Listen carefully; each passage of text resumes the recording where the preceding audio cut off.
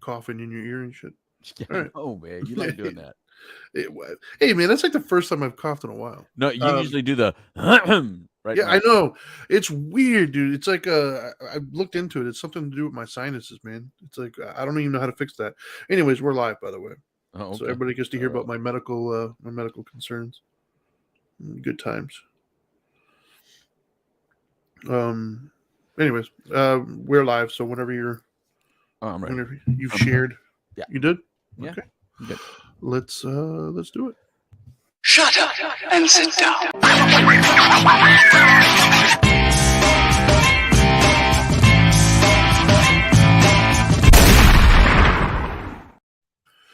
Hey, what is up, everybody? Welcome to Dope and Dharma. This is the Dharma Time Hour. Is today's Thursday, so it's not Tuesday. Wait, Unless did you're you just look on your arm? yeah, what? No, I looked at my watch. Oh, I thought you looked on your arm like you had it tattooed and like No, I haven't gotten to that point in my life yet where I'm tattooing the days of the week. Maybe, who knows? We'll see. Anyways, welcome to Dharma Time. And as I said, this is not Tuesday unless you're listening to this on Tuesday.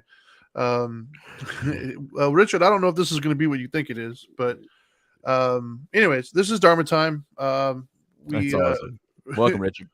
Yeah, welcome. For those of you who are just tuning in here, you can watch us live and participate in the discussions on YouTube, Twitch, and Facebook live under Dope and Dharma. And if you would like to listen to this at your leisure, you can do so through any podcasting platform. And one of our longtime listeners, Richard Coleman, who I think he watches on Facebook, just posted and said he's ready to join the podcast. So that was what we're commenting on. And I think he's really into politics, which we're going to be doing that tomorrow, I believe, Richard. So be sure to join in tomorrow because I think we'll have a political talk. Even though I do have my Star Spangled Banner tank top on today, I guess. Yeah, you got it on the wrong day. Yeah, I know. I was cleaning through my closet, man, and I was getting rid of a bunch of stuff, and I found like this whole section of shirts that I just haven't used in so long. Yeah.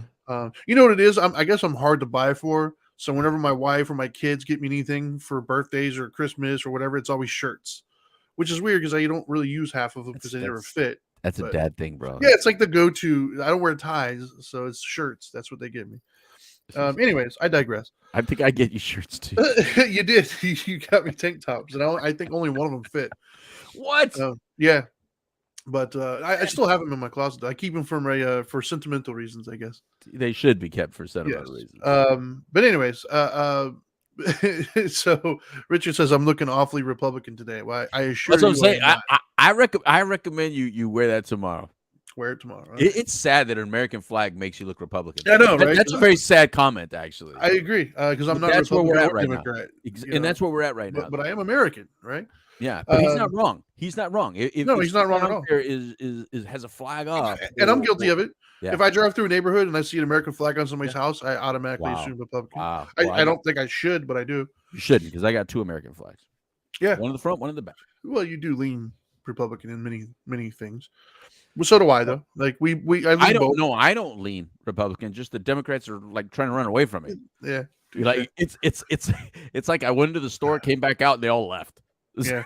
Well, like, where'd they go? That'll be tomorrow, ladies and gentlemen. Right. We'll be talking Right. politics tomorrow. I'm sure we're going to address the debate and other things that happen. So, Right. But as of today, something a little bit different, actually, than that. I want to talk about what is a man, right? And I chose that specific. I'm a little guilty at the moment for clickbait because I know that the what is a woman debate raged on and probably still is. So I wanted to kind of play off of that a little bit, but I think we're going to take it down. This has nothing to do with trans, just so you know. Well, the reason why I'm asking is I watched a video earlier, and the video was kind of a guy talking to a group of other young men, and they were talking about.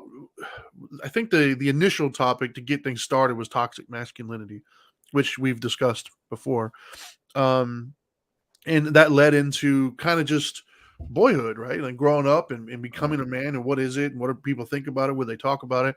Right. And I've had this discussion many times with other people as well, mainly because I am a man and I'm trying to raise a young man. Right. So it's a subject that's very near and dear to my heart. And one of the things that I'm noticing as I've gotten older and as I'm dealing with younger generations is, uh, in a sense, we're kind of screwed. It feels like sometimes, right? It feels like we're expected to do so many things, but we're not really taught how to balance any of them. You know, what I mean by that is on one hand, I think oftentimes when people think manhood, they think stoicism and leader, as he put here, leader, protector, providers, right? But in the same breath, we're also discouraged from doing some of those things, and we're encouraged to be more sensitive and more empathetic, more connected, things of that nature. But we're not really told how to balance it. We're not really told what they look like. We get punished for both, right? If we're too stoic and too leader, too protector, then we get told we're toxically masculine. But then if we go too far in the other direction, then we get called weak or we're not man enough or whatever, be a man, that kind of stuff. Yeah. So I just think it's an interesting topic. I don't know. We don't have anything written down, so we're going to see where this takes us. I think it should be interesting. But first, before we get started, let me ask you. Yeah, ask me some questions. Well, I want to ask before, like, as an umbrella for this whole conversation. Okay. Where on the spectrum would you consider yourself? Because I'm trying to see if we're. Yeah, I am on the spectrum. Thank you very much for bringing that up. Yeah.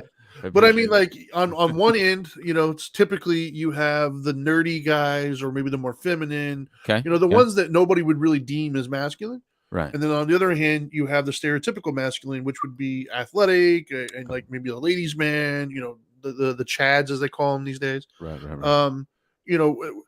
Obviously you and I both know at our age and everything else, most people kind of fall in the middle. However, society or our peer groups like to label us as something. Would you consider yourself closer towards which end would you consider yourself closer towards? That's a really good question because I've always considered myself 100% in the middle on that. 100%, even as a kid. In other words, I may not appear to be athletic, but I was very good at whatever I did. You know what I mean? Very good at baseball. That was my sport. But athletically, even like when I played football, like street football, when we played street football or in high school, when we'd play on the weekends, you'd go to the, and play. I was good at that. You know what I mean? Right. When I did that, but I did other things that distracted being part of team sports. Obviously, it's not time to get into all that, but Sure. but I liked it. I like competition. I liked athleticism. I'm not a practice kind of person. And all that. I'm not a workout kind of person. Just naturally, if I do something, I'm relatively good at it. Just one of those just natural gifts, I guess. I am. If I do it, I'm good at it. It's funny you should say that because if I'm honest with you, that's exactly how I think I would peg you.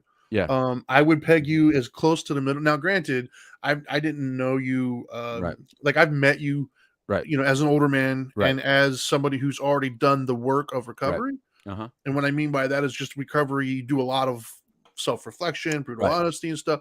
So I don't know who it was before, but the guy I see now, I wouldn't say that you're overly athletic, but I would say you're competitive. Right. You're definitely far more in touch with who you are as far as self-awareness than most dudes would be. Right. Like I would probably classify you as close to the middle as I've seen. I mean, so middle. I really do feel like because I've always joked that I'm very much a Libra when it comes to that. And then the nerdy part, I like. There's some nerdy things I like, and then there's some things that like the real nerds are into that I'm like, oh my god, I don't even get it. I'm not into it. Right. But it's not because I don't want to be into it. I don't get it, right? But I do like some things that would be considered nerdy. I'm naturally good at mathematics. I'm just naturally like I liked chess as a little kid. Now, did I do chess older than a little kid? No, but I liked it. I liked the competition of it. I like the brain thinking. I like brain things. I like cerebral contests. Hell, I like drama, bro. If the theater department wasn't full of the kind of people that it was, right, I would have loved the theater department. But I think I'm the only person that ever got voted to be a president of a drama club and never went to one meeting. How the hell did that happen? Wow, yeah, that's weird. Dude, I never went to one of those meetings. I hated all. By the way, if you were in it in my high school, and I hated every single one of you. I'm sorry, you were all just so freaking annoying and dorky to me. Right. Why you guys did that it put me in that situation until I urinated on all their costumes because they wanted to do Grease, and I'm not a singer. Then I got kicked out, and Jan Slusher, Nice.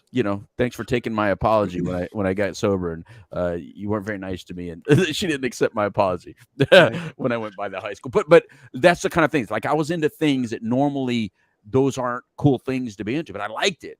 But the people, I didn't necessarily like the people that were liking the same things I like. So it was hard to find a cool group I can relate that to that stuff because they were. I can relate to that more now as an adult than I could as a kid.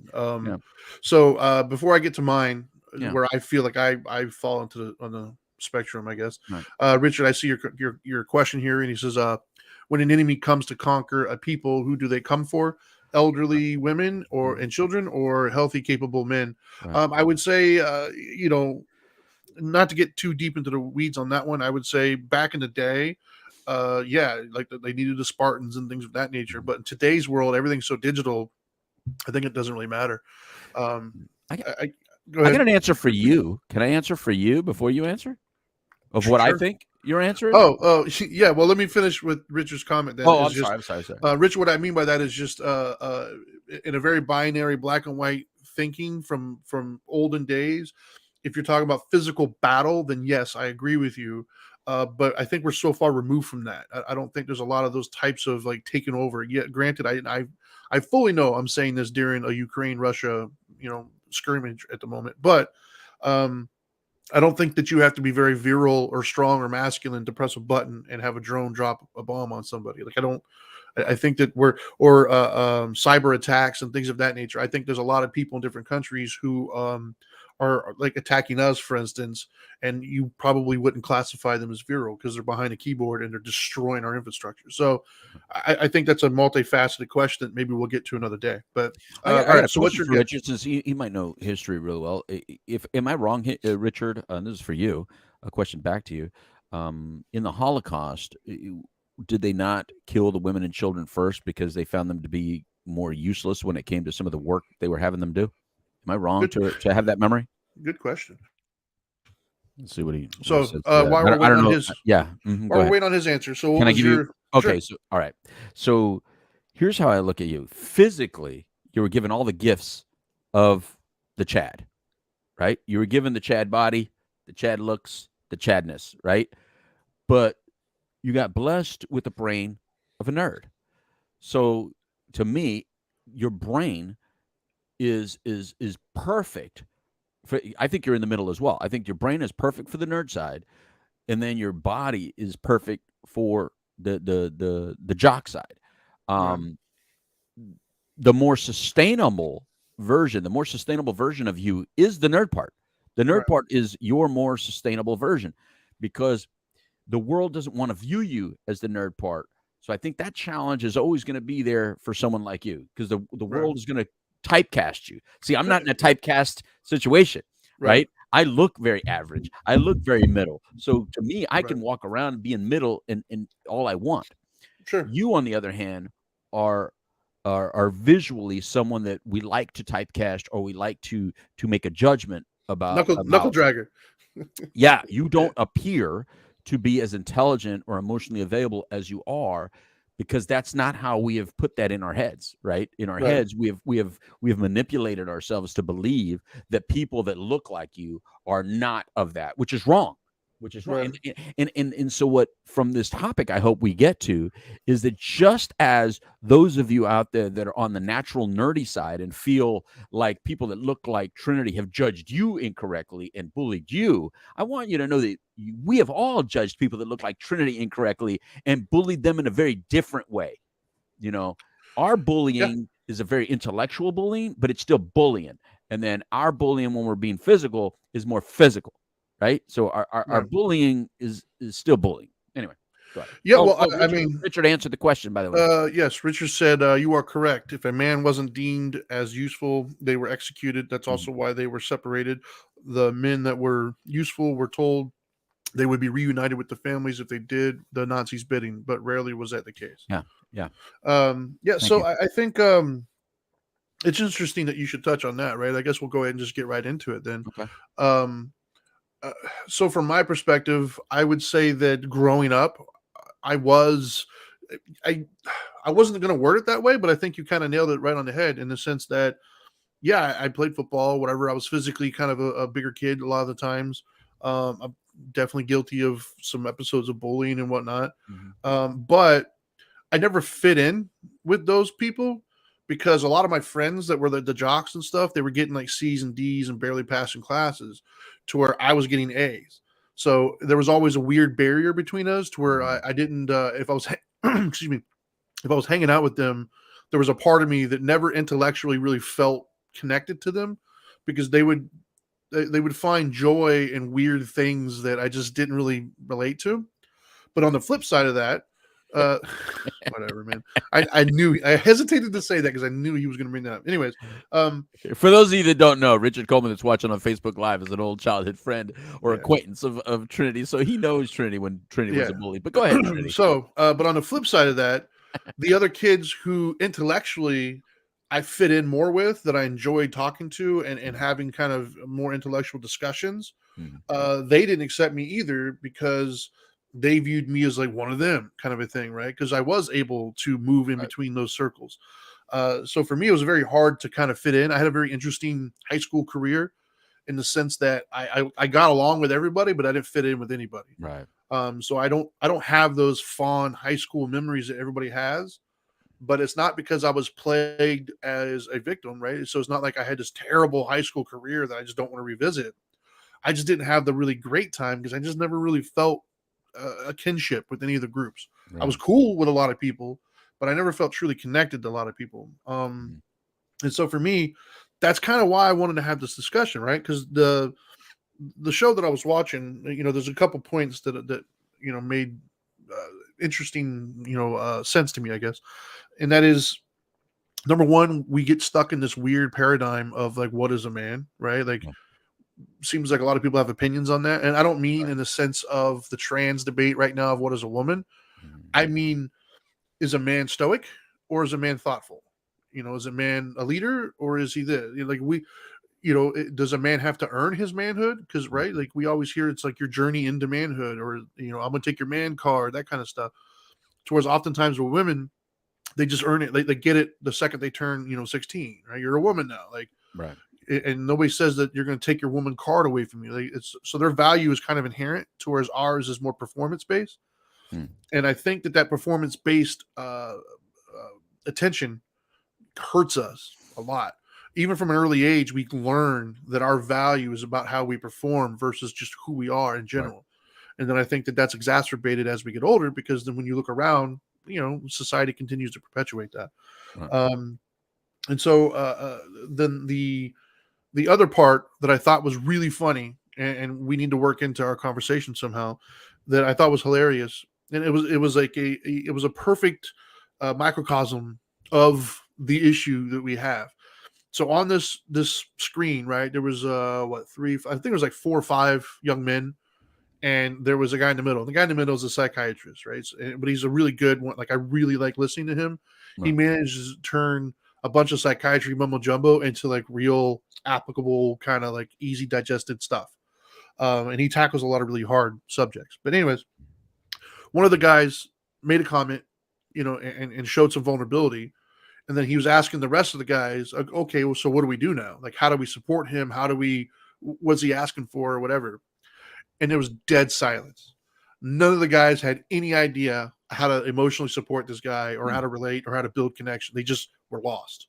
And then one of the dudes broke up the whole, seriousness of it by actually joking and saying, I feel like if there was a bunch of women on here, they would all instantly know how to answer that question. There would be no silence. They would immediately know how to comfort and all these other things. But because we're all a bunch of dudes, we just don't know. And I laugh because it's true. I feel like I don't think the average dude, even me, I was as well adjusted as I feel like I've gotten to over the years. One of the things that I've always struggled with, less so now, but I still, if I'm honest, it's still a weakness of mine, is my inability to be in touch with my own feelings or knowing how to support and empathize and everything else with those around me. And part of that is because my whole life as a dude, especially visually, as you said, leaning more towards the virile side, It's never been expected of me. It's never been taught of me. It was just, go out there and lift this heavy thing or hit this person or, Right. Be stoic, that kind of stuff. So those are the two main kind of things that I'm thinking of. So what are your thoughts on either one of those? Yeah, no, I agree with you. And then, look,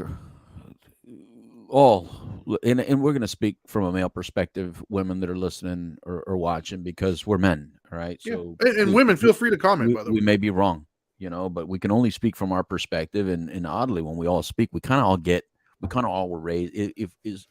Generations tend to understand each other, Right. really easy. So even though you're a younger generation, Trinity, than me, you still qualify.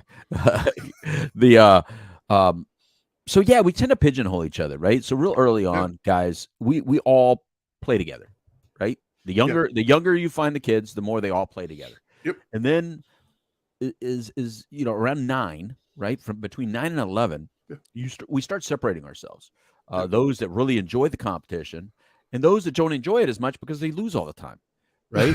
Or they don't get picked. And I can see that, I wasn't the kid that didn't get picked, even though I was underdeveloped. I was always underdeveloped, right? I was always, the shorter kid, right? That was the norm. So I knew real quick early on, despite my ability to play with the bigger kids and despite my ability to challenge them and to be amongst that, I think that's why I fought more. And that's why I developed fighting skills. And that's why I developed, I started working on different talents that I had. And I think a lot of us have done that. We start finding what talents do I have, or what is it within me that works, because I can't do that. Right? I don't get it naturally. I had to prove myself. So being always the new kid, which is always an issue, right? Because every 3 years we moved. So every 3 years I'm in a new school. So the proving yourself in some of the ways of kids is always physical. That's the way that you prove yourself. Am I stronger? Am I faster? Am I funnier? Right. And when I found, funny, that whoop, I can get that immediately. I can just be the center of attention. I could just do some things and it can cause a disruption. So listening to what you're saying about that, I think that we all get pigeonholed so young that by the time the females really enter our lives, right, after 11 pretty much, right, even though they're in our lives before that, they don't become as important until 12, 13, 14, 15, 16, 17, 18, 19. Then they become That's when we start noticing them. Right. They become very important. But by that time, we've already kind of went down a path, right? Now, some kids, when you hit a point, like going from middle school to high school, where all of a sudden puberty starts kicking in.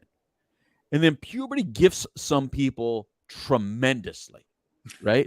To the point where they may have felt, and this is my theory on the linemen of America. The linemen is that a lot of the linemen are a lot more emotionally available people than anyone would ever assume them to be. The biggest of us all are so emotionally, because they were the fat kid. Yeah. They were the kid that felt picked on. And then all of a sudden they got blessed in high school where it's like, oh, you're not picking on me anymore. I'm bigger than everybody. And then they learn to hit people or be a lineman to defend.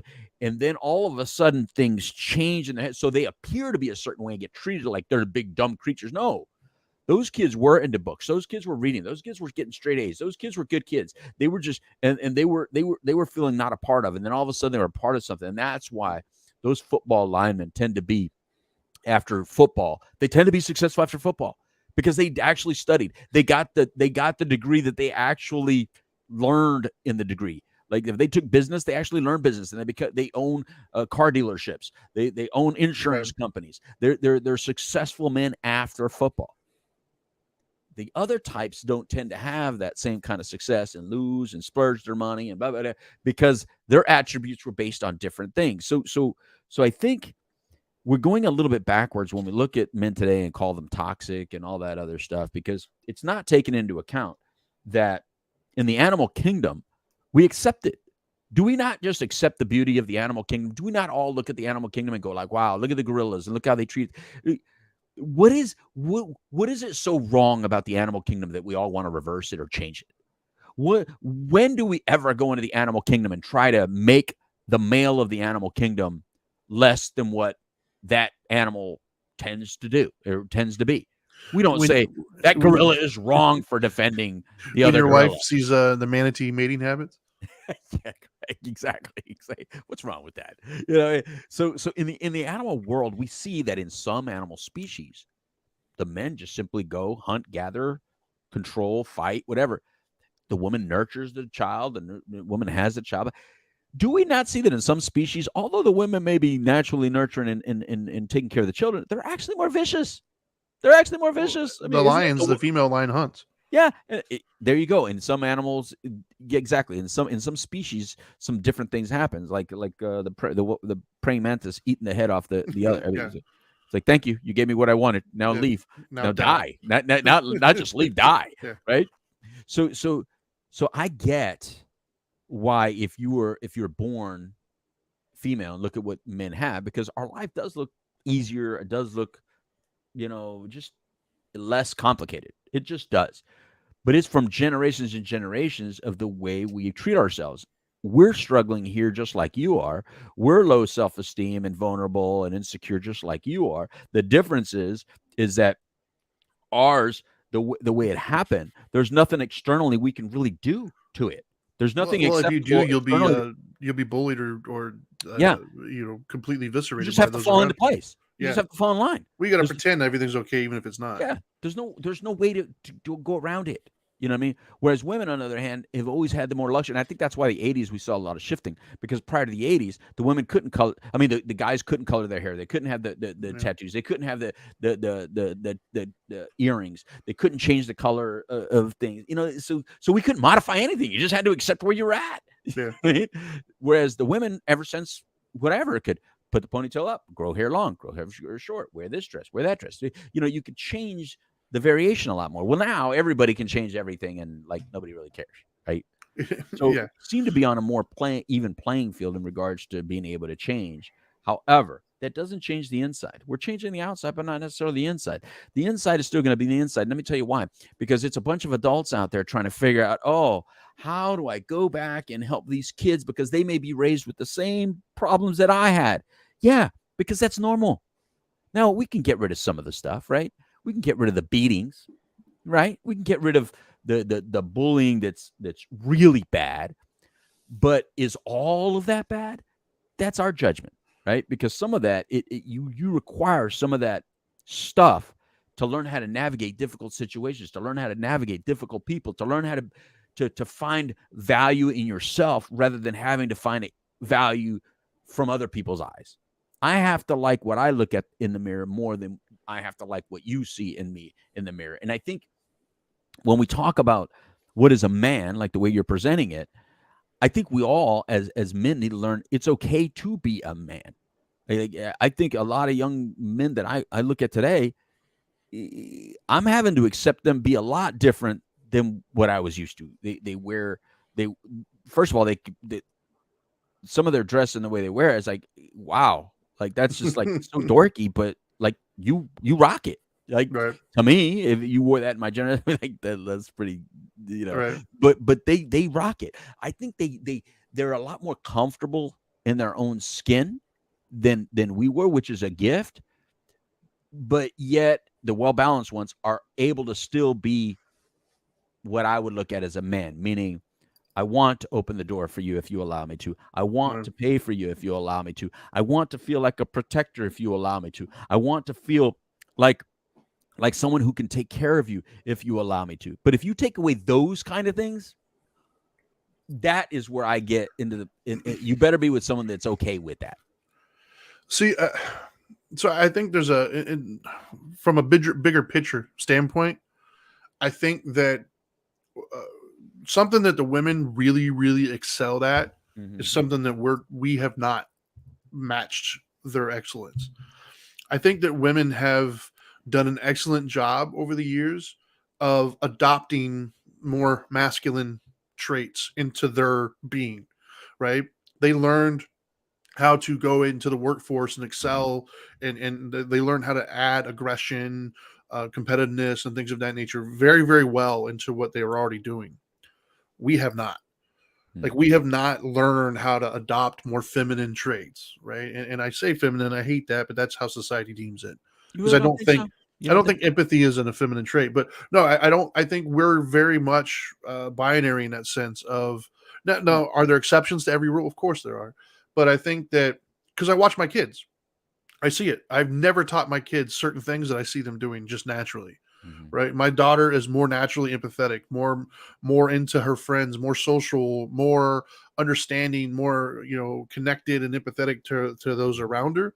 My son is very competitive, very aggressive, very don't be weak kind of a thing. And what he would deem as weak is the same things that we all would deem as weak. Right. Showing emotions. Like there was one time something happened and he got upset. And I said, dude, I'm not telling you not to get upset. I'm telling you, let's express that differently. It's okay that he hurt your feelings. He didn't hurt my feelings, but he did. Like, that's what that means. But he is so already trained, and I didn't do this. He's already trained by his environment that even the words that hurt my feelings is unacceptable for a boy to say. That's weak. I didn't know that, like, somehow that was inherently negative for him to even consider. To the point where he didn't even want to hear anything I had to say afterwards. And he's only 12 now. So there's already a distinct difference between the way they approach things.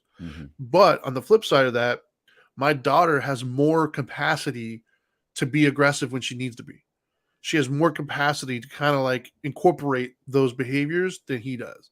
He is very one-dimensional, and a lot of his little friends that he hangs out with are all very one-dimensional. The videos that he watches, the people he gravitates to are like, and I get it, right? I get the appeal. I was a young man once and a young boy, and that competitiveness, that aggression, like, we have it naturally. We got to learn how to use that and funnel that. I get all that. I just think that we have not done a great job as a part of the species, if you will, of incorporating empathy and compassion and the softer side of things, as well as the women have adopted the more aggressiveness and masculine thing. I hear you, and then I look around neighborhoods and I see a lot of guys. I mean, I get often confused. I'll tell you what I mean by this. Sure. People please don't get too sensitive on this. Don't get all. Yeah, whatever. I feel like some things that I'm going to say are just like you're going to get read all wrong. It's all right. I just feel like we've been given a gift as in our species, just like every other species, to assess the situation. Right? All animals do it. They do it by instinct. Guess what? We do too. We all judge. Right? We walk into a situation, you kind of feel like this is a safe situation, a harmful situation. That's a gift. And through our lives, we've all had different experiences. So we've all, placed judgment on people based on whatever we learned that to be. If they talked a certain way, behaved a certain way, acted a certain way, right? There's a certain way of communicating that when we were little boys, you would get made fun of if you talked a certain way. You just did. Sure. Right or wrong. I'm not in the debate whether it was right or wrong. And yes, I come from the 80s where we were all homophobic. That was the biggest cut down you could call somebody. Really? Yeah. I mean, that just was whether we individually, like if we would have sat down with someone and had a good conversation, maybe we would have understood differently, but we didn't, because the adults were right there with us doing the same crap. Right. And our biggest fear was our dad viewing us that way. At least mine was. Right. So you had to talk a certain way, be a certain way. You couldn't run a certain way. You couldn't. So all these things played a factor. I say all this, Trinity, because you say that we've had a more difficult time adapting. And I don't think that we've had a difficult time adapting in one way. And that's it. I hear more men today. Like if I would just meet them all by themselves, not know if they were married, not know if they were straight or gay, not know if they had children. There's a lot of men that I've met in the last 10 years that I would have bet money that they were gay, and they're not. Sure. And it's because the way I was raised to believe what is gay, what is not gay was one way, and that is no longer the case. Sure. Like so many men have a very feminine way of communicating and talking. Like they talk just in a very way. The way they move their hands. They move their hands differently than we moved our hands. They walk differently than we walked.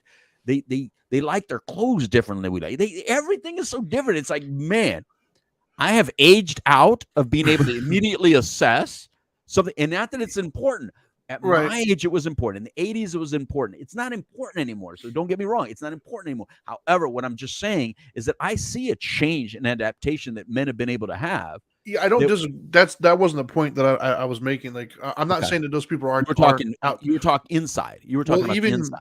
But even those individuals that you think of that you're just mentioning, like they're there and they're probably more prevalent than they ever used to be.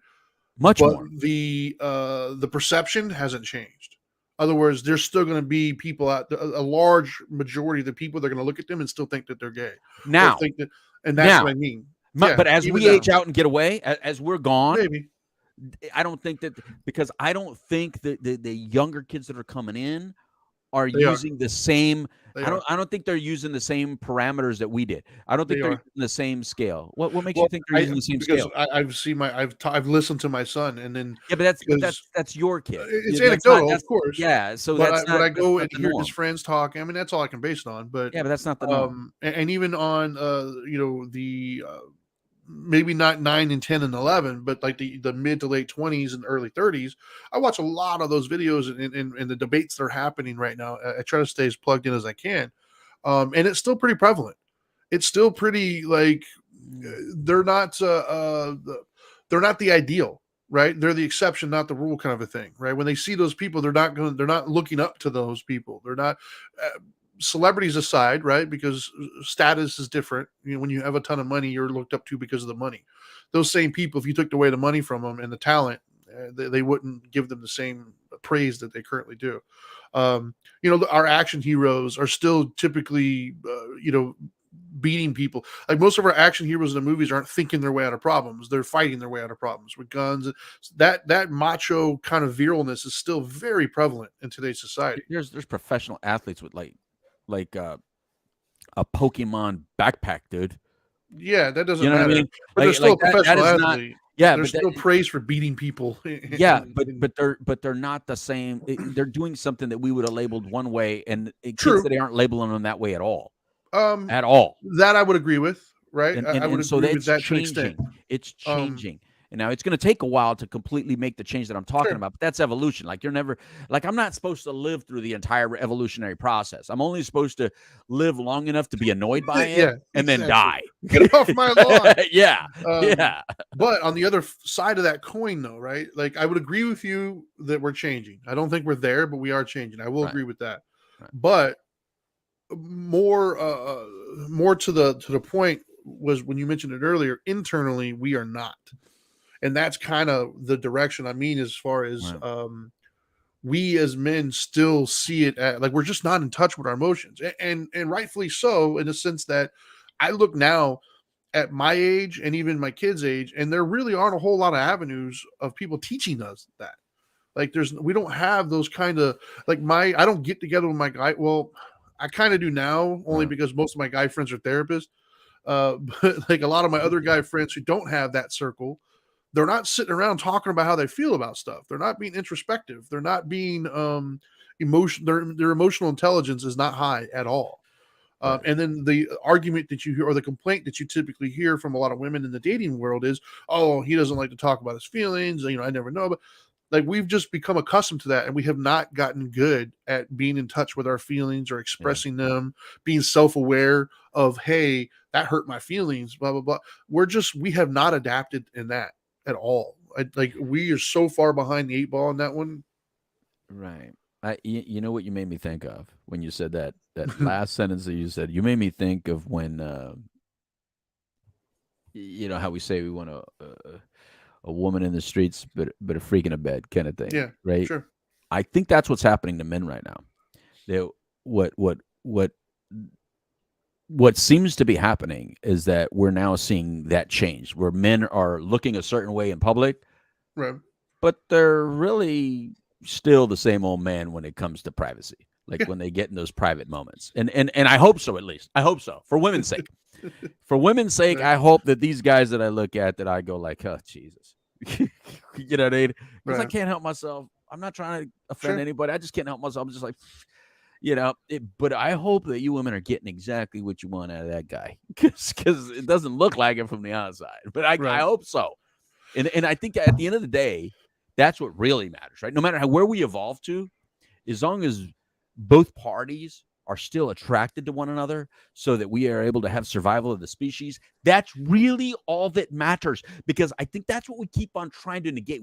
We're trying to negate the one truth of the one truth that we know. We can argue all the other things that we consider truths and untruths, but the one truth that we know is the meaning of life is to have the next generation be born. The continuation of the species. Yeah. The number one truth that we cannot argue is the continuation of the species. Yeah. That is where we're getting all complicated. It's like it's someone else's responsibility. It's someone else's responsibility. I don't need to do that. And that's fine. But then don't argue the fact that there's a certain number of us that need to be doing that. Yeah. Our role is the survival of the species. You can do whatever you wish to do that's different than that. I will never, ever force you or belittle you for not wanting to be part of the meaning of life. But that is the meaning. The meaning of life is not for you to feel a certain way, or for you to enjoy life a certain way, or for you to be looked at as a certain way, or for me to call you a certain thing. The meaning of life is survival of the species, and it requires us to do our part in that way. So let that population still exist.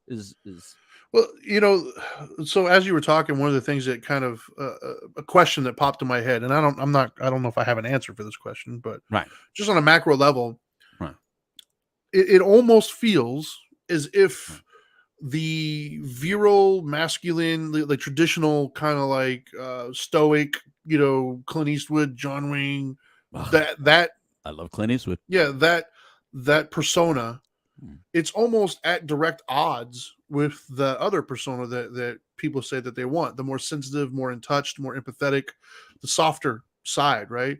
It's almost as if those two things for us, it's like they're at odds. You're either one or the other. You can't be both, kind of a thing. And that's what I mean by women have done a better job of adapting. They've maintained this soft, sweet, feminine, sensitive side while also learning how to be aggressive. Now, granted, some of them better than others, right? There's a lot of women out there who just are kind of not very feminine at all. But on a whole, they've learned how to kind of adapt it. Whereas it's like a weird battle.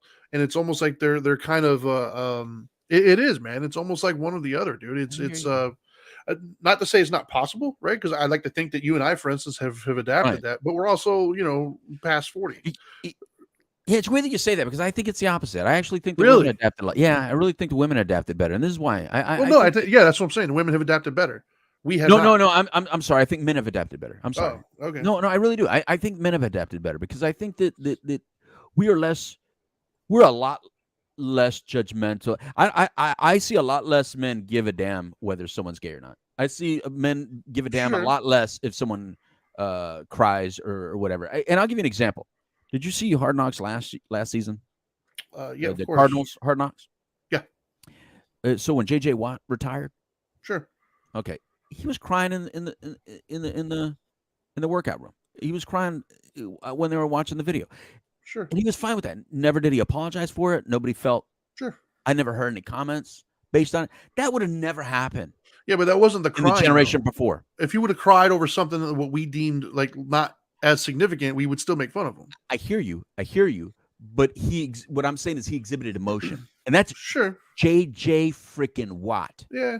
He exhibited emotion. And the fact that he exhibited it and it wasn't made a deal shows that we've made tremendous progress. Whereas in the women, yes, women have achieved what we would call in the male world tremendously, and yet there's some women that are still in that very, feminine world as well. I think they judge each other a lot more than I see men judging each other that are in different worlds. That's all. That's what I'm saying. What I'm getting at is I don't think that we're as divided as women tend to be divided. Is this a case though of what you were saying earlier about what we present versus what we think? Because I'm going to be 100% honest here with you. Outwardly, there's a lot of stuff that I present as and I think and I can reason out. Right. but internally, my knee-jerk reaction oftentimes when I see something, it's not that. Right, like I follow you. my knee-jerk gut reaction oftentimes I would never say in a million years because it would definitely get me canceled. But outwardly, after I've had a chance to think about it and I reason it, like, okay, yeah, but it doesn't change. My instinctual response to that is one of, but we don't count. We don't. We're at one age and we're a pebble. What I'm saying is that a lot of the stuff that we've experienced, just look around us. A lot of the stuff we experience. Do you see more men attacking men for being very different, or do you see more women attacking women for being very different? No, I definitely would say that women are cattier. I just literally said that last week on our show, that I think a lot of the stuff in the Barbie movie that they complained about women did to one another. And that's kind of my point. I think that they're struggling with this identity evolution a lot more than men are struggling with the identity evolution. Well, I don't mean us necessarily. I don't know if the implication of what I was saying before was strictly men on men either. I'm talking about society as a whole. Like, there's a lot of women out there that don't want a, we're already going to get canceled anyway. They don't want a bitch of a man. They just don't want a bitch. They don't want to come home to a dude that's going to be, crying and whining. They want a dude that's going to get things done. Right. Like, so, and if you exhibit that softness, that supposed weakness, right? Like, my wife is guilty of it too. I mean, my wife, there's been some things that, like, I've tried to express maybe, hey, that kind of hurt my feelings or whatever it is. Cause I'm trying to learn how to get better at myself. Right. And my wife's, some things have come out of my wife's mouth before, in relation to me saying that if I wasn't in a healthy spot, it would destroy me.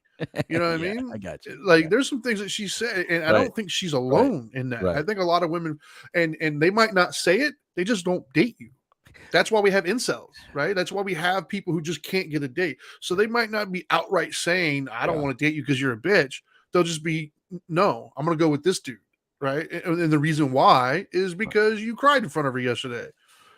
So it's like, let's just be honest about it, right? Like, I think that's the thing with us is, and it's not, once again, one-on-one, right? It's society as a whole. We have not, like, as a society, adapted to men showing their emotions in a way other than anger, right? If a man gets angry, that's still emotion. Like, anybody who says men aren't emotional, you're full of shit. Like, we typically funnel our emotions through anger, right? Because anger is an emotion. Or shutting down. Or shutting down, right? Or just freaking out or whatever. Reaction or nothing. It's usually like an on and off switch. Explosive, right? Yeah. And so, but that explosiveness, that's our inability to know our emotions and confront them. That's what that is.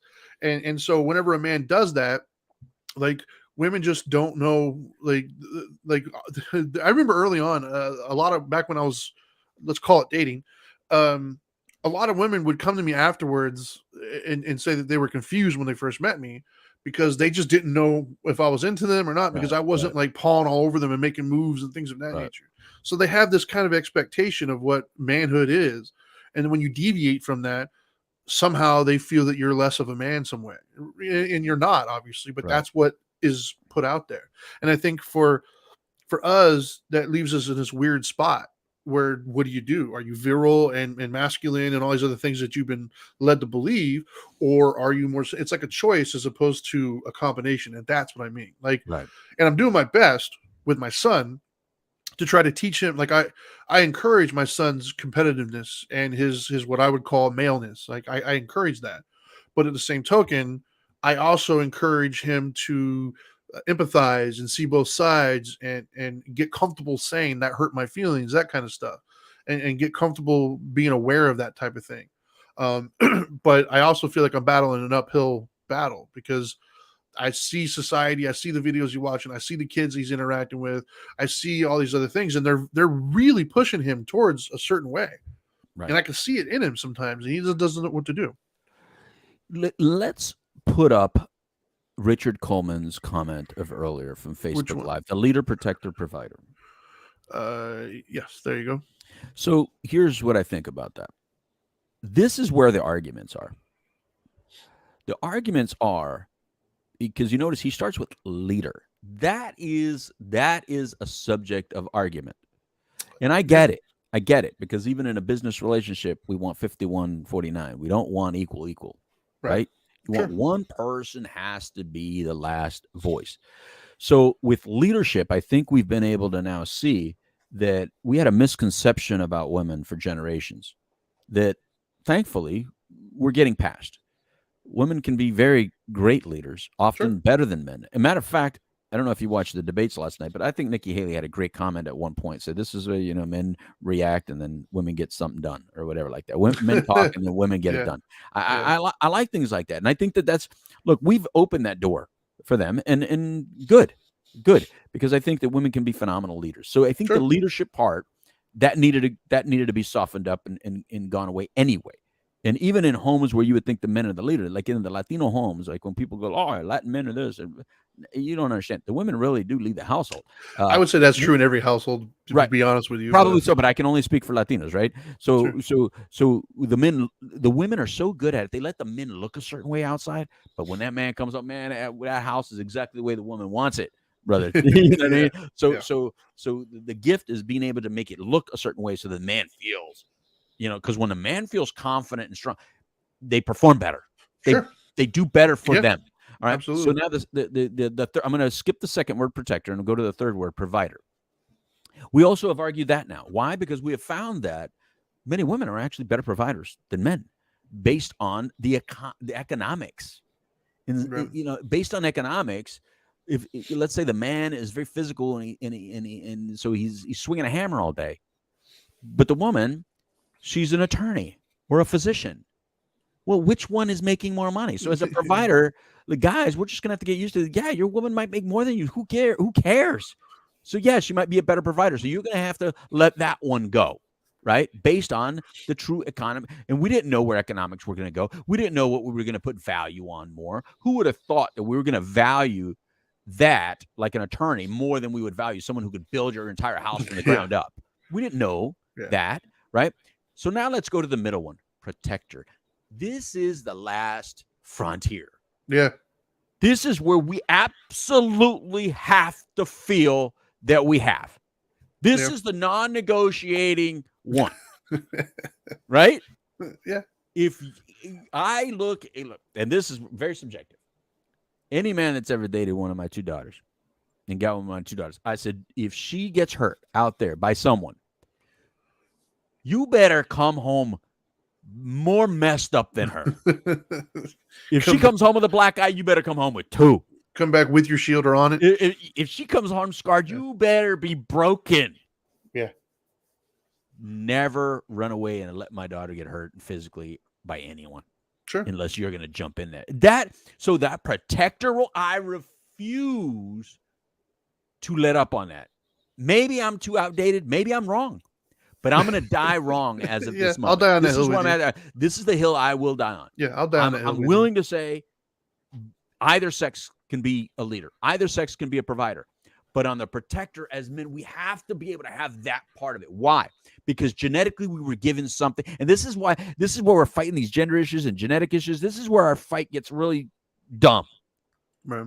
There's just a natural gift physiologically that we've been given where our development of muscle and strength is just different. I'm not saying there's not women out there that are stronger than men, because there's a lot of women out there that are much stronger than me.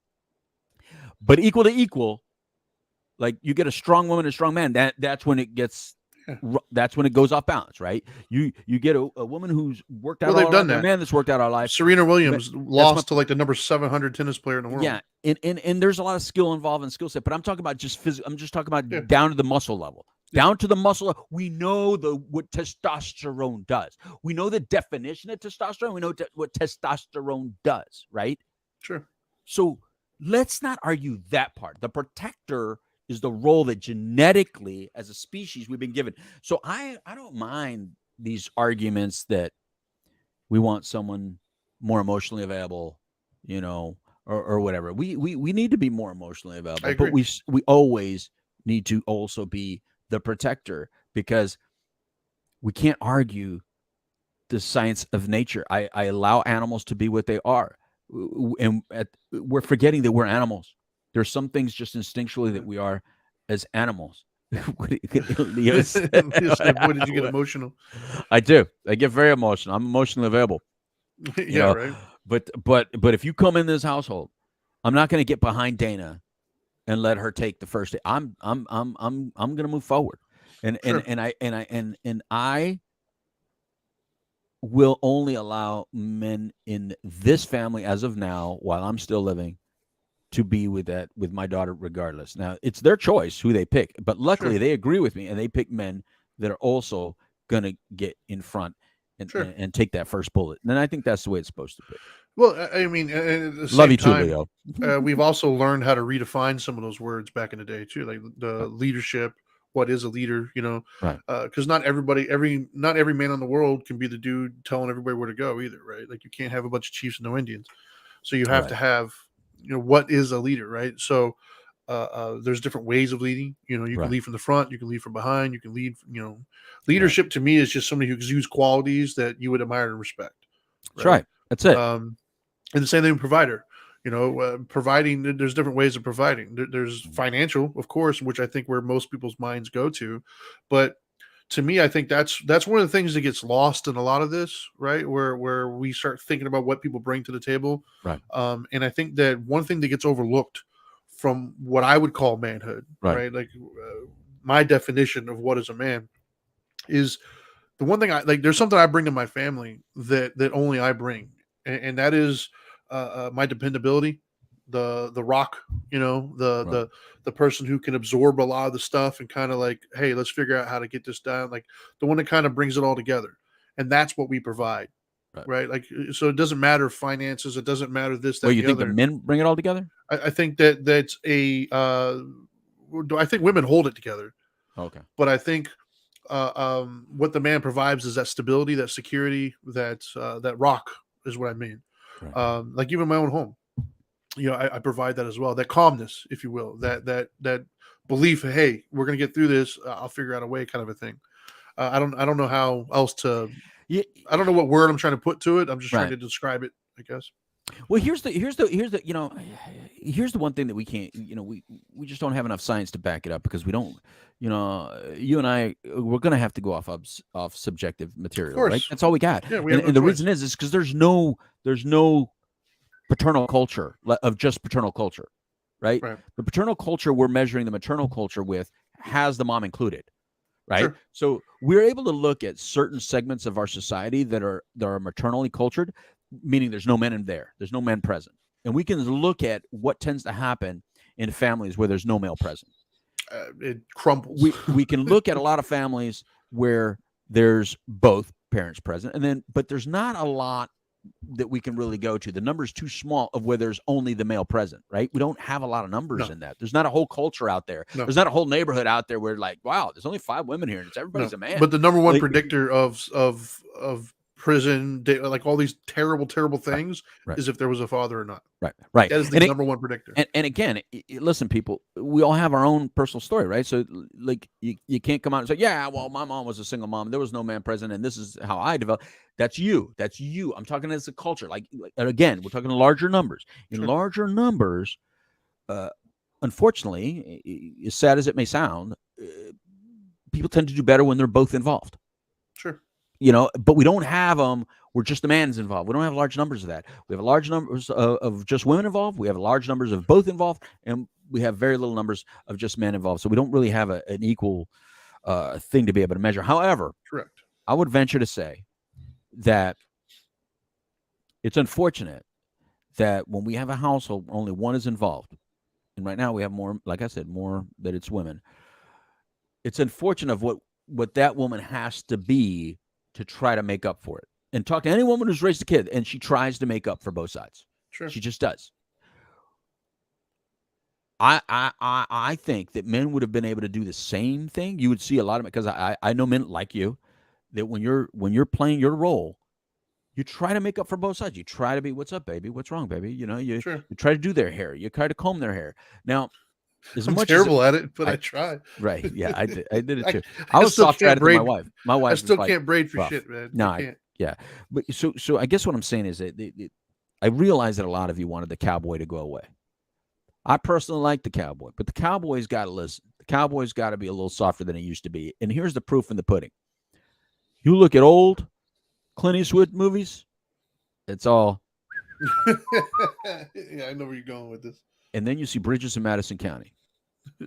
You're like, the hell? Where'd that go? Right? But he was still a man. Clint Eastwood to me is probably, if you really want to see how I feel what a man is, what he should be, it's just watch his entire catalog of movies and shows. That, my friends, is what I feel is the template for how men should be. Yes, be the cowboy, but also just be soft enough to just hold her hand, help her get through it. Don't ever let her suffer. You be there for her. You listen when you have to. I don't care if you don't like what you're hearing. You don't have to give advice. Just sit there and hold her hand and listen to it. But at the end of the day, you feel responsible for her happiness to some degree. And that's, I like that. And, Sure. and I think that's a good role for, like you say, what is a man? Is my job is so Dana, when I leave, that she's well prepared to be able to enjoy her existence however she wishes to enjoy her existence with or without me here. That she feels safe when I'm around, that she feels loved when I'm around, that she feels heard when I'm around, and she will always have food, whether I'm here or not, and a house, whether I'm here or not. That makes me feel good as a man. Yeah, I mean, I would concur with all of that. The only, I don't want to call it pushback, but the only addition I would make to that, and because it bothers me, because I've heard it and it's never sat right with me, Okay. is that I don't think you have to earn your title as a man, right? Like, I think you're a man regardless. Even if you don't do any of those things, I still think you are a man. You just might not have the character that I look up to, or you might be a wimpy one, but you're still a man. Because I guess what I'm getting at in a bigger picture here, right, is I want us to, as a society, I want us to veer away from this idea that men have to earn their title, like their value, that our value is somehow performance based. I want to get away from that. You think we have to earn it? Yeah, I do.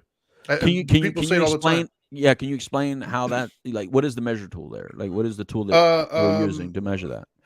Well, I think that just in case I haven't earned it, I want to know if I've earned it. I think we collectively, right? Each individual has their idea, this notion of what a man is. Okay. And if you don't reach that, instead of saying, hey, maybe my expectations or whatever, you're not a man. To where the equal is not true, right? We have this notion of what a woman should be. Like, when a woman abandons her kids or does whatever, we don't say that she's not a woman, right? We should just say she's a bad mom or she's this. But for some reason, for man, we take that title away from us. Like, that's something we have to earn. And once we earn it, we have to maintain it. Because, there's plenty of women out there I've heard, oh, he's not a man, or oh, he's a boy, or whatever. It's this title to be given and taken based upon your performance. So boy to man? So boy to man. Not necessarily not a man, more like boy to man, like not evolved enough. Okay. Yeah. Or like, yeah, this sort of. So like girl to women. You're saying there's more people that differentiate between boy to man than women to girl to girl. Yeah, to, like to there's not a known phrase of I'm gonna take away your woman card, but there is a known phrase I'm gonna take away your man card. I got you. Right? I got you. There's I've very rarely, if ever, have I heard anybody say you're not a woman. I got you. But I've heard a lot of people say, well, he's not a man. Now I'm understanding what you're saying.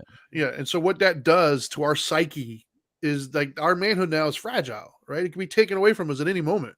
And so there's this need to constantly perform and constantly not feel good enough. And when you don't feel good enough, you're probably not going to behave in a great way, right? Like, when you don't feel like you're good enough, you start to get aggressive. You start to go like, what's the point? Or, there's all these other emotions that start to come into it. Like, even my own son, I see it all the time with him. And I do my damnedest to make sure that doesn't happen. But be it my own, inadequacies or what happens to him, with his peers, it's still gotten into his mind. Like, he likes to play video games, right? And he wants to play these tournaments and stuff like that. And one day he came to me and he thought that I wouldn't be proud of him if he didn't win. And I'm like, dude, like, my love and my being proud of you is not dependent upon anything that you do or don't do. Like, you're my son. You're good enough as you are. Towards my daughter has never questioned that, right? And that's why I said part of it is probably my own inadequacies, right? And my failure to do whatever. But it's also kind of what we're surrounded with, right? We're also kind of surrounded, like in society as a whole, is we're teaching our young boys that if they don't do this, then they're somehow not a man. Like, they have to earn that title. They have to continue to strive for it. If you don't, well, then you're just not good enough. Well, and I think that hurts society. I think that hurts boys. Yeah, not to attack you personally, Sure, but attack. Go ahead. we also got to remember that he's watching what you say when you're not teaching him. 100%. So that's why I said it could be my own inadequacy. Right. So he could be watching you watch a sport or whatever. I wish he never watches. Well, I wish he would. He probably heard you. I mean, I'm sure that I know my kids have heard me while I'm watching sports because I'm loud sometimes. I can't wait for football, man. See, I know. So they might say, "Oh, that dude sucks," or whatever like that. Sure. And that place. Sure. So yeah, you should have probably looked at him and said, "Yeah, son, if you're not fresh, you're last. So get back over there and practice." No, I was kidding. But I think in that kind of respect, when it comes to competition, if we're going to look at competition, those that have excelled in competition to the point. I don't mean just competition. I know, but I'm going to go there. Where when we look at somebody that has excelled in competition, where we all know that person's name, I find it phenomenal when you see them have two parents involved and healthy parents.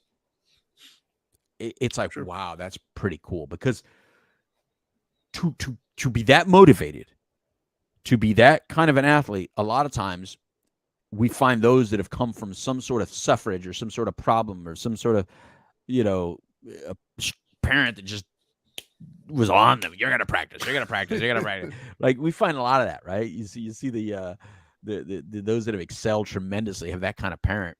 Sure. So it's hard to believe that somebody can excel that great with two good, healthy parents, and I find that phenomenal. And I look at that set of parents and go, like, how did you do that? That's pretty cool. Right. That you guys were able to support this child in excelling without being so overbearing. Now, I'm not in there personally, so I don't know if they were overbearing, right? But I look at someone like Dana, and then I would think, man, Dana, people probably would think that if the kid would fall and scrape their knee, that Dana is the one that my kids look at and says, don't even go to her, because she's going to be like, shake it off quicker than me. Yeah, I would never think that about Dana. See, ever. I'm thinking to shake that off too, but Dana's the one that you could be bleeding out, and she's like, what is that? You're not going to die. That's awesome. And she's just so, like, not what you would think she is. And I'm the one that so my daughters would tell you, no, dad is the one that you go to. Like, if you're hurting, if you're bleeding, they go to dad, because dad is the one that's like, oh, baby. Now, in my head, I'm thinking, like, you're going to shake it off. But I say it different. Right. You know what I mean? And it comes off different. Because is that you, or is that the therapist in you? I don't know. Because, they're so rolled I think up. the therapist in you understands the impact of that moment. Yeah, they're so rolled up into one now that I wouldn't even know to differentiate. But yeah, I want to help them through it. So like when we were joking about doing the hair, they would never let their mom do the hair. Why? Because Dana's rough. So the tangles are like, she'll just try to scrape the tangle out of there. Whereas me, I know how to hold it from the base and pull to the point where I'm holding it at the base, so it's not pulling their hair while I'm getting rid of the tangle. So it's just, I had more finesse. I have more. If I need to take out a splinter, I do it different. She'll cut it out with a knife for all I know. I pull it out with some tweezers. Like, all those little things that my kids joke about. I laugh because I'm thinking, wow, I did better than I thought, because I always would question, did I do well enough? Like, was I soft enough for you? Because I know in my head, like you said, I'm thinking, really, shake it out. Like, come on, stop. I think that's the answer. What I say when they're watching TV, they see me say, they hear the words coming out of my mouth, but then when it came to their pain and suffering, they saw me behave differently. You literally, I think you just answered the question. I think you just solved it right there. Okay. I think that is the solution, right? I think that we need to teach our young men, like, instead of killing off the masculinity, right? Instead of killing off and pushing down or suppressing the competition, the aggressiveness, the normal things that we are trying to suppress as society. Mm-hmm. I think instead of doing that, we need to encourage, as you said, am I soft enough? That is, I think, the answer is we don't do that enough. I think we need to encourage the softness. It's okay to be these things. There's nothing wrong with it. Don't take away from that, but add to your toolbox. Was I soft enough? Because I know for me, that's what I've done as I've gotten older and I've gotten kids and I've kind of like matured myself. I find myself asking that daily. My kids will do something and I find myself thinking before I respond to them, what's the most loving way I can put this right now? Right. And sometimes I fail at that for sure. However, like this morning, actually, I woke up this morning. I was just, I don't know, I was tired, man, and I think I felt as if I might have snapped on my daughter a little bit. Looking back on it, I probably didn't, but I felt that way in the moment. So when we got in the car, I apologized to her. I made sure I took, like, okay, how did that make her feel? And I think that that's the answer, is teaching our young boys and our men to be more empathetic, right, and to try to understand, coming from a softer place, but without suppressing the masculinity, without suppressing the natural aggression that we all have. Because I don't think that taking aggression out of young men is the answer. I don't think taking the angst that young men have is the answer. And you're never going to anyways. No matter how hard you try, no matter how hard we try to govern it and make rules, it's always going to come out. It just might not be a healthy way that it comes out, but it will come out. You're not going to get rid of that. And so I think that our effort should not be in getting rid of that and shaming it and everything else. Our effort instead should be in encouraging this. Right. I think you just answered it right there. I think that's the best answer I've heard thus far. Yeah.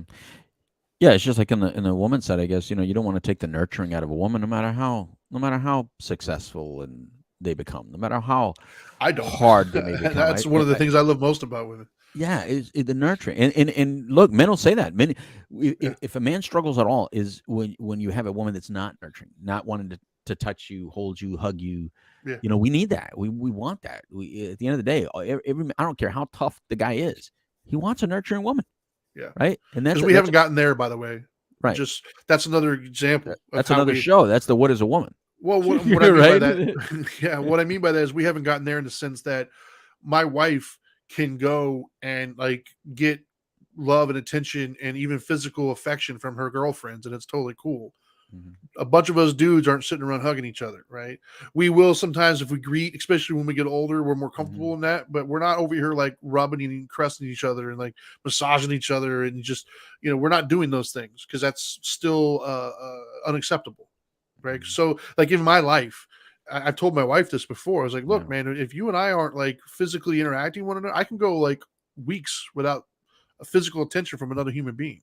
Maybe my kids, you know what I mean? But from another adult, I can go weeks, because we just don't do that. Right. Yeah, that might be a little much. I mean, I'll bro hug easily. Yeah. And look, if you really need it, I'm going to hug you, but it's not my go-to.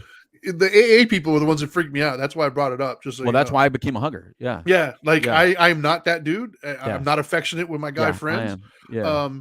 But when I would go with you to these like rehab and support meeting, when a bunch of guys were there that had been through the program, they would come up and like not a bro hug. They would give me a full-on embrace, and I felt like, what the hell? I did not like it. I still kind of don't.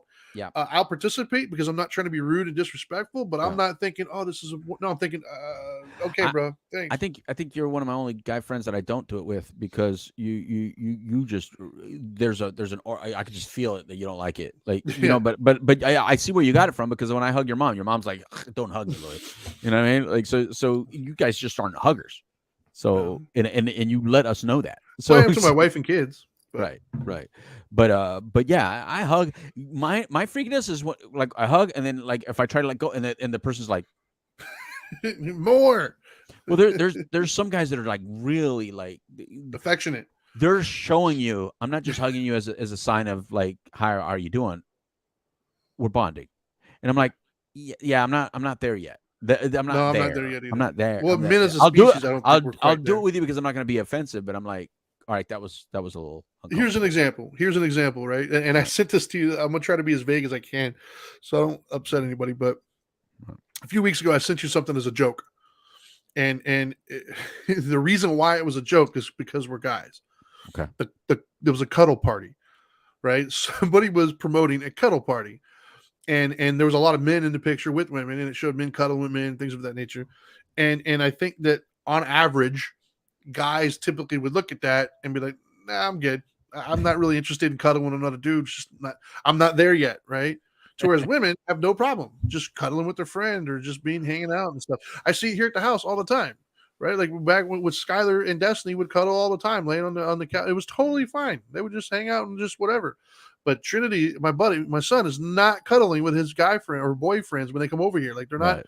I'm not going to walk into the room and see them cuddling while they're playing their game. To whereas if I go to my daughter's room, they'll be absolutely cuddling and doing each other's hair and everything else. And that's what I mean by that softness. Like, we as guys don't get that, and we're not being taught that kind of stuff. And so I think that's where the softness comes into play. Yeah. If that change happens, I don't know how I'm going to respond to that. I don't want to be a part of that. I don't know if my grandchild, that I hope I have one in the next couple of years. If my grandchild's hanging out with his little buddies, and I walk into the room, and they're all like cuddling, I don't know if I'm involved enough to not react, not respond, act to that. I'm sorry, people. We're gonna have to take this one just a little slower for me.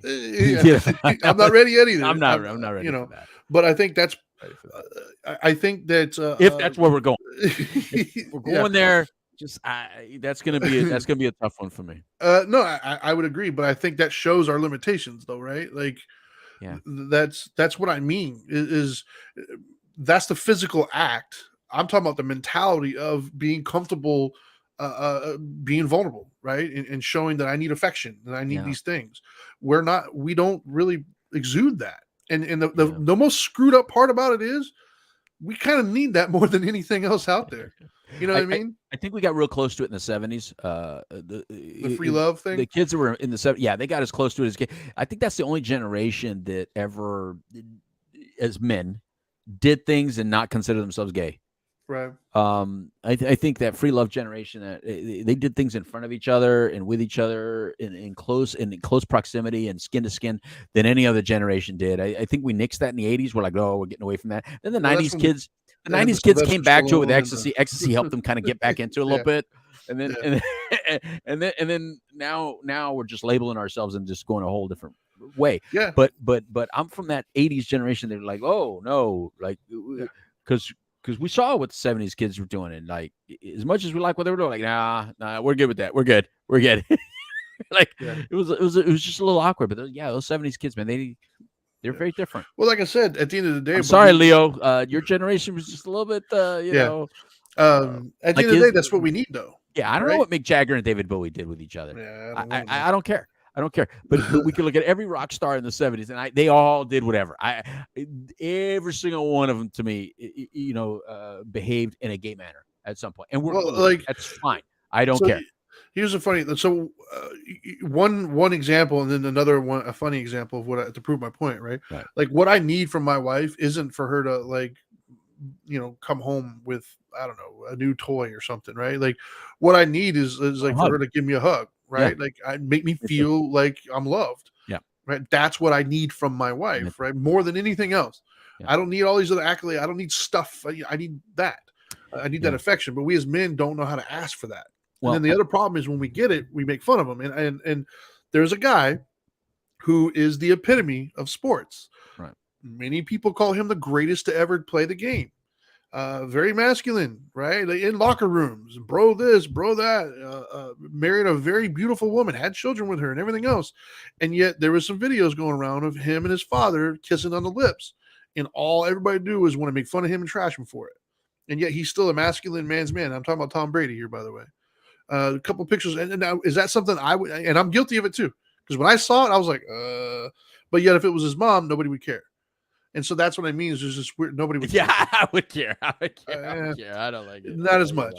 There's definitely more of a stigma attached to it. But anyway, and I'm not saying that I want fathers and sons kissing on the lips and stuff. But that has to stop out there. By the way, if you're kissing a kid on the lips, just stop. Just stop. But like even with my own son, I have to, like, it's easier for me to be affectionate with my daughter than it is my son. Like I have to mentally say to myself, give my son a hug, right? Like I have to, it just doesn't come as naturally. My protectiveness comes with my daughter where I feel the need to protect her immediately and shelter her and, and pamper her almost. Towards my son, I'm more of like, get out of here, boy, go do your thing. Like I'm rougher with him, not intentionally either. Like I'll find myself doing it sometimes. I'm like, whoa, like I'm perpetuating the same things that I'm calling are issues, but I catch myself and I try to balance it out the best I can with things that yeah, I don't want my son cuddling with his other boyfriends, right? Like, you know, No. I don't want that. But at the same token, I don't want my son to be emotionally unavailable and this like narcissistic prick to everybody.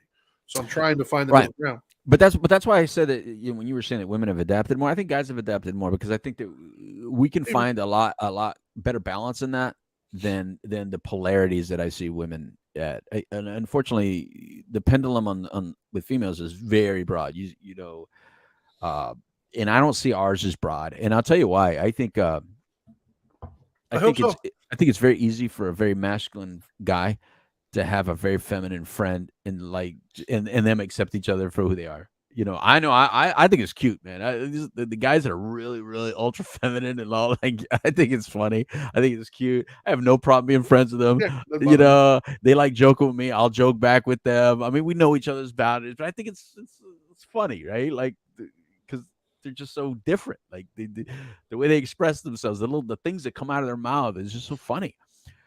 Whereas on the women's side, I don't see a lot of like very masculine women be friends with very, very feminine women. You know, they tend to like disagree at some core level that like make them look at like the other one is doing something wrong. Right. You know, whereas I don't see us doing that. Now, I'm not saying all the way across the board, and again, it's very subjective. It's to my experiences. Of course. But I just think that wherever we end up, who knows? You know, going back to your initial question, what is a man? If you're a guy, it's whatever you want it to be. To be honest with you, when it comes to like how you view yourself, but when it comes externally outside of yourself, at the end of the day, you know, that the instinctual, animalistic, protective thing that you are is what makes you who you are. Now, genetically, it says something else. It's X, you know, right? You know, you're XY chromosome, right? So if you're going to ask me a scientific answer, XY. Yeah, chromosome. An adult human male. Huh? An adult human male. Right. That's what a man is. That's what I'm going to XY. Yeah. Right? You got both the chromosomes, right? But as far as like outwardly to people, there's this overwhelming need to protect. And it's not just your children or your woman or whatever. It's anything. It's just to protect. You know, jump in front of it. Get in front of it. So when you were saying earlier, and it hit me when you said earlier, when you were like, you know, we look at guys and they have to like earn it, right? We say, oh, that's not a man. Sure. Yeah, when I watch these videos that are on, you know, different streams or whatever, and I see a woman getting hit or beat or someone getting hurt and beat, and I see a guy like walk away from her or laugh or partake in it. Yeah, I look at it like that's not a dude. That man there's no man in that kid's life showing him how to be a man. That's not a man. The other day I saw a video where this girl was walking away from violence, and these kids were just messing with her, and she kept on walking away, and they kept messing with her. And then so another girl hit her from behind. So that's when the girl that was in front of her hit her. Didn't hit her when she was talking to her, but once she got hit from behind, then she jumped in and hit her. And then when she finally got away from the girls, and the girls weren't messing with her, I saw a little kid, put down his backpack, and they're like, I'm a body slammer. They're like, yeah. And they were all laughing. And the boy got up behind her, got her, body slammed her on the ground. That is not a man. And that's not a man that's there's no man in that kid's life that's healthy. There's no man. I would tell you that there's no man in that kid's life. Because if there was a man in that kid's life, that would never happen. You know what I mean? And that's the difference, I think, when it comes to, we need to just admit it. Men, if you're going to have a baby, be there. If not, don't have one. Learn how to freaking use a condom. Learn how to do whatever you need to do to not have kid, and then not be there for them. Because they need you. If they don't have you, they're not going to know what a man is. They're going to think a man is like you define a man. And you don't define a man. You know what? You're just a punk. You're just some punk that thinks you're cool. You're never going to grow up.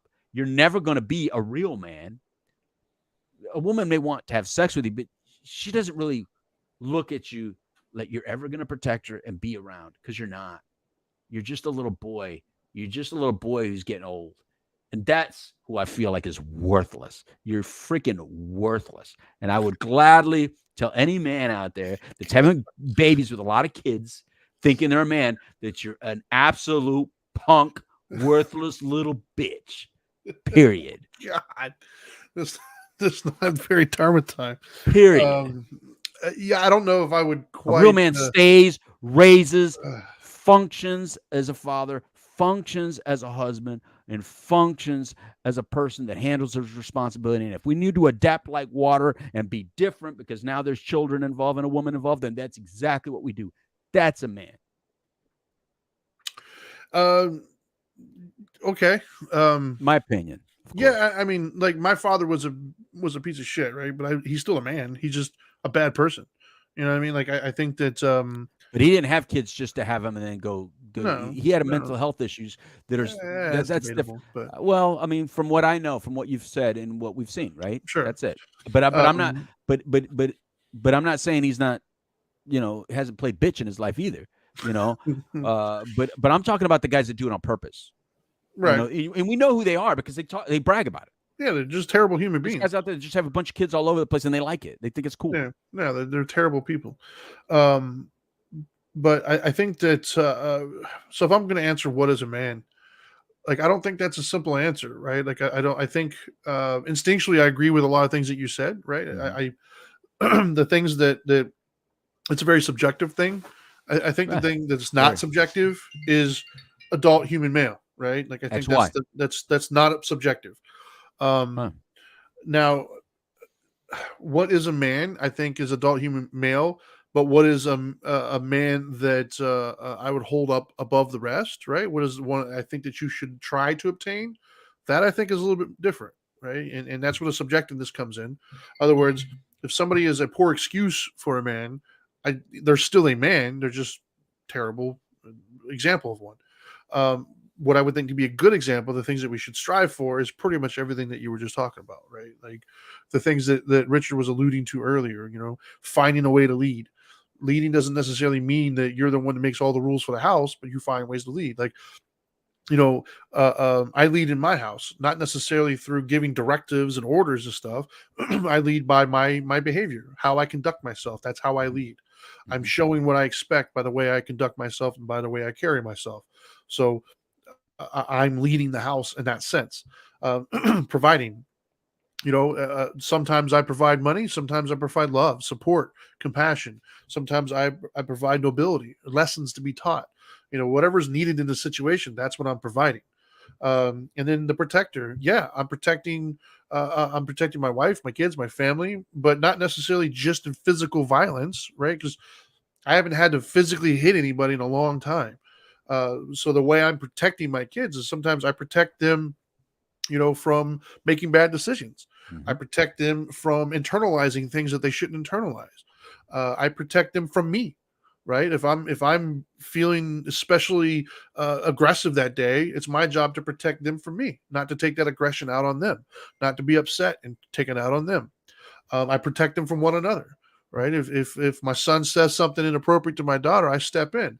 But if my daughter says something to my son that's inappropriate, I step in because I'm trying to protect them. So I think that there's multiple ways of defining that. And I don't want us to get this myopic idea of man equals this. It's not necessarily true. Right. Like we have to broaden that up a little bit. Are there certain things that will never change? I think so.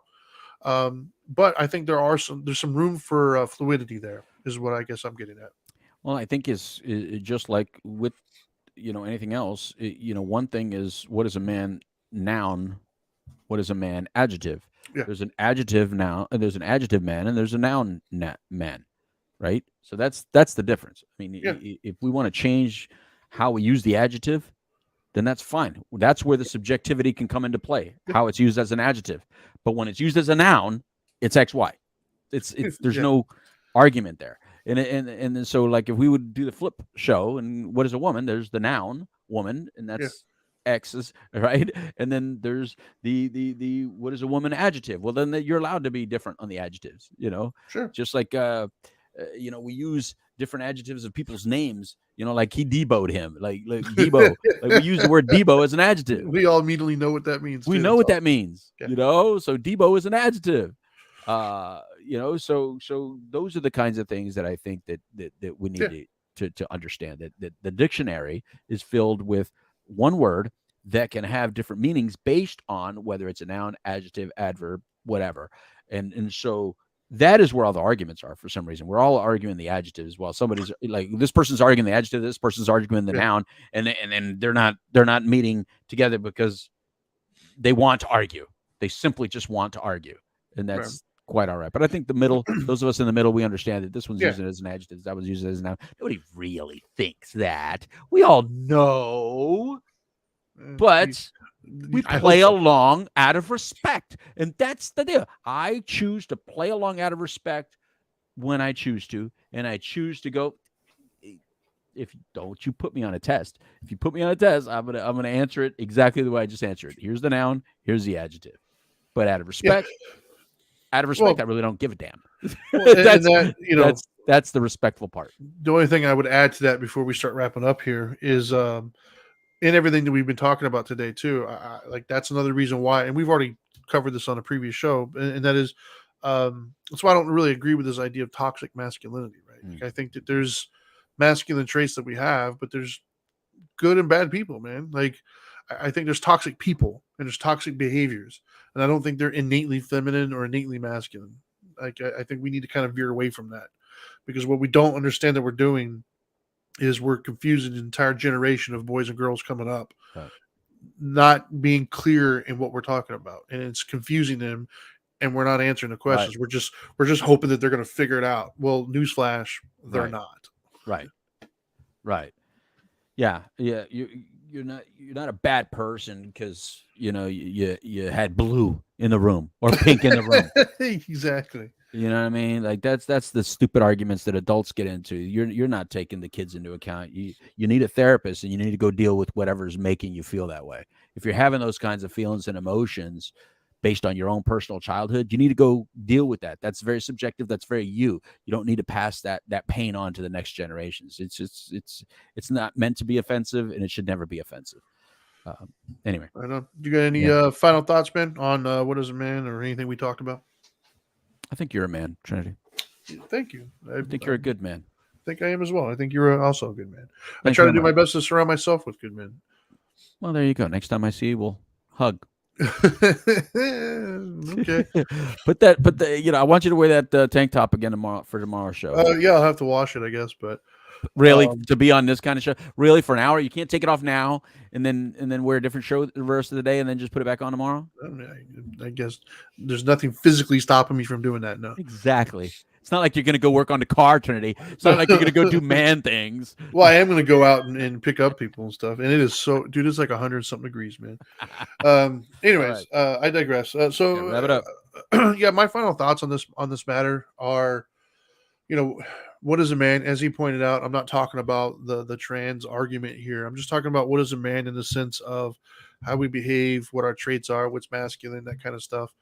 And I think that the guy who benches, over 300 pounds and could like run through a wall and could go work in a construction site and pull in money and feed his family, I 100% think that that's a man. But the guy who also goes to work and is maybe 120 pounds soaking wet with rocks in his pockets, that can code and program a site and do whatever, and probably couldn't defend himself for anything, I think he's a man too. I think they're both men. I don't think one's more masculine necessarily than the other one. I think they just exude it and show it in different ways, and that's okay. And I would like for the rest of us to start to realize that that's okay. Both men and women, right? I think both men and women judge those people, two completely different people. They judge them very harshly in different ways. I think that needs to stop. I think this notion that a man is only one thing, we got to get rid of that. But at the same token, I think for our children, for the younger generation, as Louis was just saying, I think we need to take our pain out of the situation. I think we're messing things up by transferring our issues and our problems and our pain and our trauma onto the younger generation that doesn't have any of that yet. We're expecting them to react and respond to things the way we would, but we're not realizing that the only reason why we're responding to that is the conditioning that we've had through our experiences and pains and traumas. If you didn't have any of those things, if you didn't have any of those negative experiences, would you still think that way? Probably not.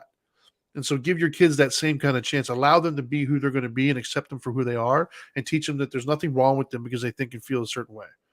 I think that would be the lasting impression that I would give here today. So It's been a little while, man. We went over a little bit, but that's okay. We're allowed to. We make up the rules. So, all right. So tomorrow, man. Tomorrow we'll do We the Middle. I don't know what time. Do you have a time yet, or a no, window? Anyways, I think I have to. I have to go to, or I'm choosing to go to Longwood. I'm choosing to go to Longwood to go do a little deal during the daytime part. So anywhere in the afternoon. It doesn't have to be later afternoon, but just afternoon. Yeah, okay. Tomorrow is Friday, so I don't have to pick up the kids' school, so I'm free whenever. So sometime tomorrow, mid to late afternoon, somewhere around that general time frame. Yeah. You guys follow us or tell your friends, share it, whatever. We're gonna do our political show, We the Middle. That's where him and I are both kind of in the middle, and we discuss political topics from that perspective. And if we come up with a time, maybe we'll shoot for getting some guests to jump on. There's some, I would love to have a conservative and a liberal guest tomorrow. It would be nice. And kind of see where we're at. So if you're watching this and you're on one of those sides of the spectrum, by all means, reach out and we'll see if we can facilitate that. Be a man. Be a man. Come on. You can be a woman too, though. Got a lot to talk about. We had a debate last night, and there was also a Trump showing on Twitter too with Tucker Carlson that we probably comment on. So anyways, by all means, tune in tomorrow as well. Let us know what your thoughts are. Like, follow, subscribe, share, all those things. We do appreciate it. And at the end of the day, now that you know better, do better. Peace.